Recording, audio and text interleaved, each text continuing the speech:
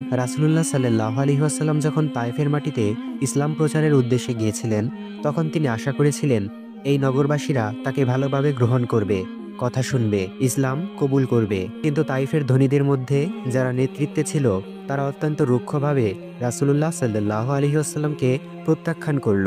তারা শুধু প্রত্যাখ্যান করেই ক্ষান্ত হয়নি, রাসূলুল্লাহ সাল্লাল্লাহু আলাইহি ওয়াসাল্লামকে শহর থেকে তাড়িয়ে দিতে তারা রাস্তায় দাঁড় করিয়েছিল কতগুলো শিশু, কতগুলো বোকা যুবক আর দাসদেরকে, যারা পাথর ছুটতে ছুটতে রাসূলুল্লাহ সাল্লাল্লাহু আলাইহি ওয়াসাল্লামের পিঠ মোবারক রক্তাক্ত করে ফেলল।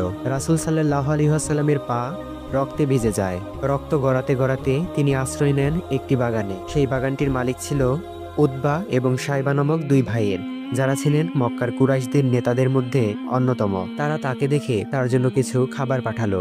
বাগানের ছায়ায় বসে রাসূল সাল্লাল্লাহু আলাইহি ওয়াসাল্লাম তার মুখ আকাশের দিকে তুলে বললেন, হে আল্লাহ, আমি তোমার কাছে আমার দুর্বলতা, আমার শক্তিহীনতা এবং মানুষের কাছে আমার হীনতার অভিযোগ করছি। এমন হৃদয় বিদারক দোয়া তিনি করেছিলেন, যা শ্রবণ করলে হৃদয় কেঁপে ওঠে। ঠিক তখনই আল্লাহ তাআলা তার প্রিয় রাসূলকে সান্ত্বনা দিতে আকাশ থেকে জিব্রাইল আলাইহিসসালামকে পাঠালেন। সঙ্গে ছিলেন এক ঝাঁক ফেরেশতা। জিব্রাইল আলাইহিসসালাম বললেন, হে মুহাম্মদ সাল্লাল্লাহু আলাইহি ওয়াসাল্লাম, আপনার আদেশ হলে আমি এই তায়েফবাসীদের দুই পাহাড়ের মাঝে পিষে ফেলতে পারি।